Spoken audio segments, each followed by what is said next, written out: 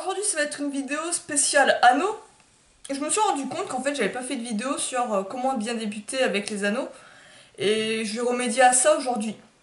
Donc pour commencer avec les anneaux, ça peut être quand on commence assez déroutant. C'est-à-dire qu'on ne sait pas comment aborder le matériel alors qu'on a entre les mains quelque chose de vraiment infini, tu vois. Quand tu maîtrises les anneaux, tu as un autre monde qui s'ouvre à toi littéralement. Donc il faut savoir comment bien commencer, comment s'y habituer au travail avec anneaux avant de commencer à s'y mettre.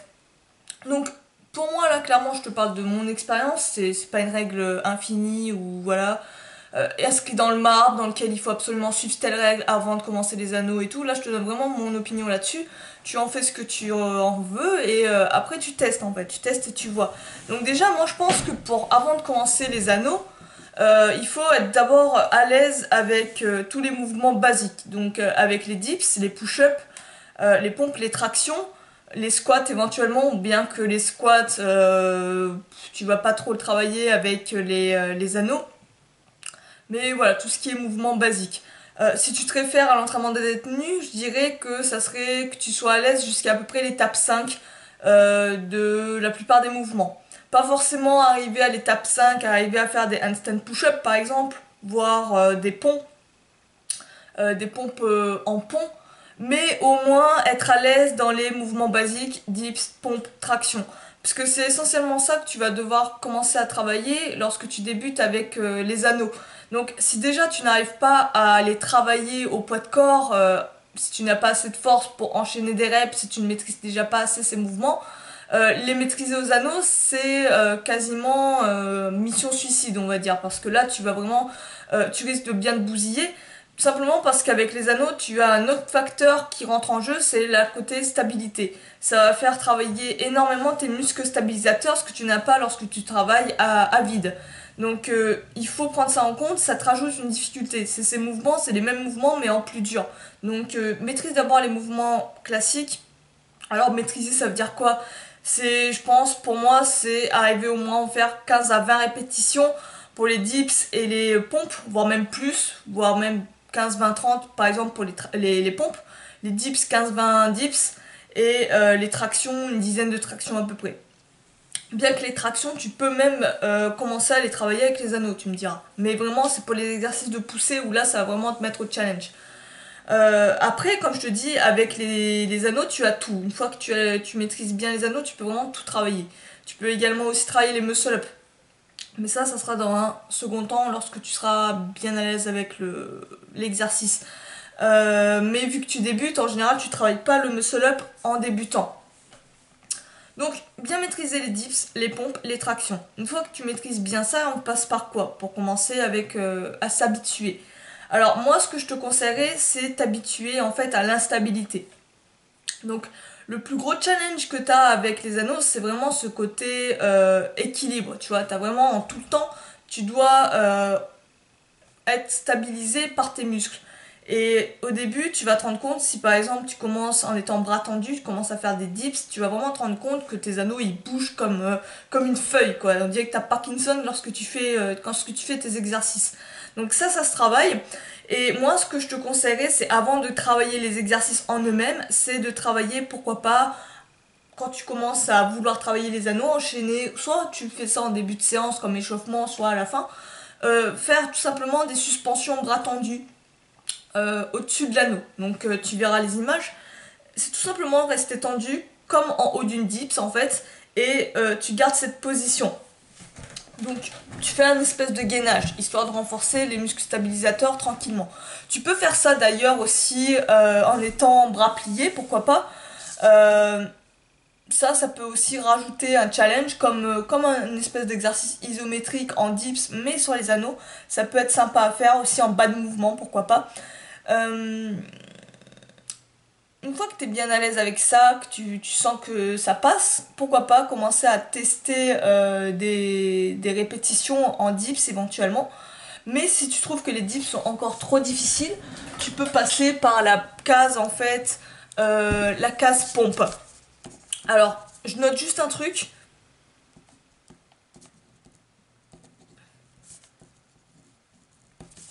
Tu peux passer par la case pompe. Donc faire les pompes sur les anneaux, ça sera beaucoup plus facile en fait.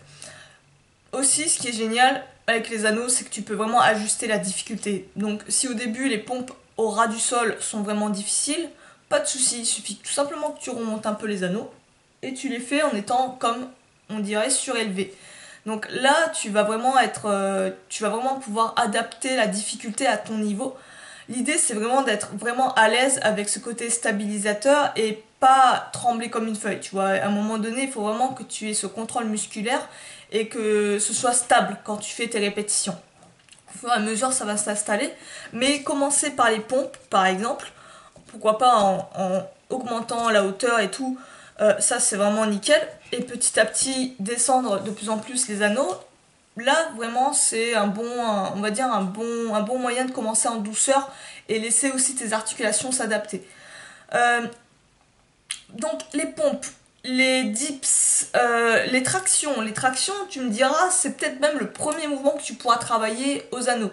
Si par exemple, tu as une paire d'anneaux et que tu débutes les calisthénies, et que par exemple, tu en es à l'étape où tu fais des tractions horizontales à la barre, tu peux travailler les tractions horizontales aux anneaux en fait. Donc pourquoi pas commencer aussi avec ça pour histoire déjà t'habituer aussi au grip qui peut être assez différent par rapport à un grip de barre par exemple. T'habituer à ça, à la prise en main des sangles et tout ça. Donc pourquoi pas commencer aussi par les tractions horizontales si tu les travailles déjà à la barre, tu peux les faire aussi je pense aux anneaux. Ça pose vraiment pas de problème. Ce qui a vraiment posé problème, c'est vraiment les mouvements de poussée, comme je te l'ai dit. Une fois que tu es à l'aise avec les pompes, les dips, que tu peux en enchaîner, au début tu seras peut-être dans une phase de force, c'est-à-dire que tu vas pouvoir peut-être faire 5 reps, tu vois, sur les dips. C'est pas grave. Dis-toi que ça te fait une variante beaucoup plus difficile et que tu peux justement le travailler en augmentant de plus en plus les reps. Donc ça te fait passer d'un exercice de force à plus un exercice, on va dire, d'hypertrophie, d'endurance éventuellement. Donc ça c'est génial, tu peux vraiment progresser avec ça. Tu peux également jouer avec ce côté difficulté pour dropper par exemple. Admettons que tu arrives à faire quoi 5-6 reps en dips, dips anneaux. Ce que tu peux faire, tu fais tes 5-6 reps, hop, tu renchaînes directement. Si tu as à côté de toi une barre horizontale ou des parallettes, tac, tu renchaînes directement avec une surface plus stable sur des dips classiques. Ça c'est une manière vraiment de bien se crever, de bien se fatiguer.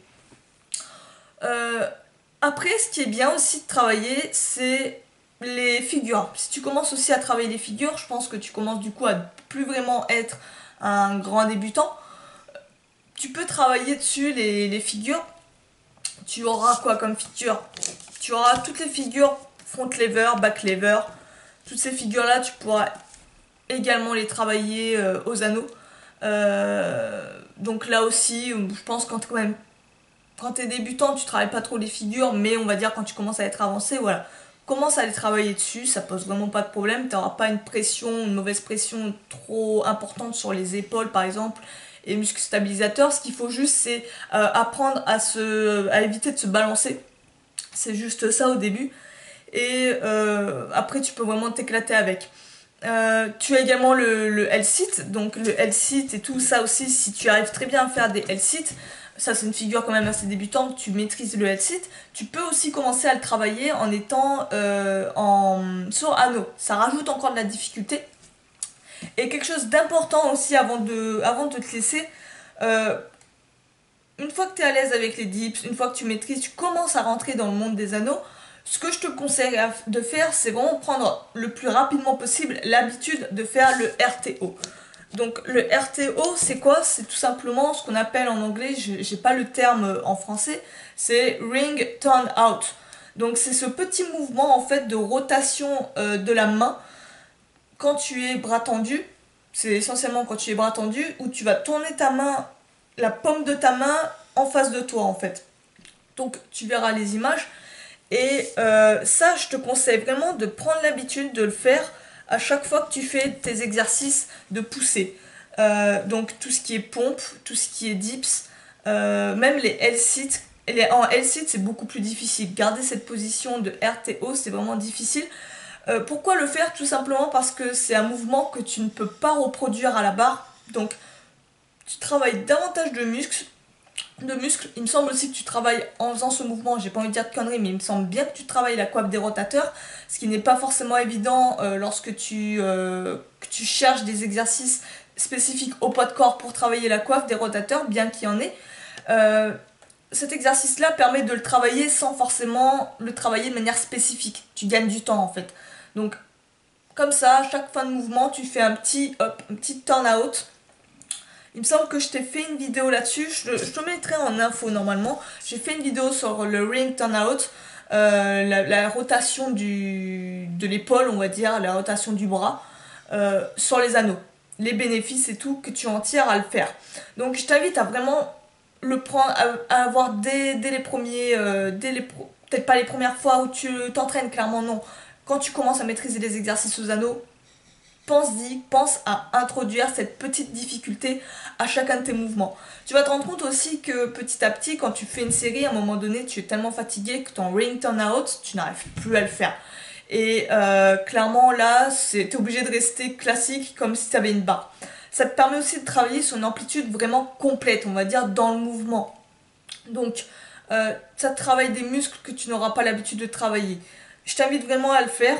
Les gymnastes le travaillent tout le temps, ça, ce ring turn out, donc imitons-les, clairement. Je te renvoie la vidéo, il me semble que j'ai fait une vidéo là-dessus où j'en parle plus en détail. Je t'y renvoie pour que tu vois exactement ce que c'est, comment le travailler. Tu peux le travailler aussi avec des sous-progressions et tout, tu verras. Donc, voilà, à peu près une fois que tu es bien à l'aise, tu peux t'amuser à faire des enchaînements, à faire voilà, un peu ce qui te plaît. Tu as des skills beaucoup plus avancés aussi aux anneaux. Tu as par exemple des skills comme les muscle-up. Tu auras également tout ce qui est les roulades en avant et les roulades en arrière aux anneaux. Tu auras des pullovers aux anneaux. Enfin voilà, tu as plein de choses, plein de techniques que tu peux utiliser des fois exclusivement qu'aux anneaux. Que tu ne retrouveras nulle part ailleurs. Pas sur une barre, pas sur des parallettes, nulle part ailleurs. Tu peux vraiment travailler de tout, les handstands et tout. Et ça, en plus, avec un niveau de difficulté supérieur. Donc, bourrine les anneaux, bourrine-les. Je te mettrai en lien d'ailleurs les anneaux. Alors, c'est pas forcément ceux que j'ai récupérés, mais ce sont des anneaux en bois à un prix vraiment correct.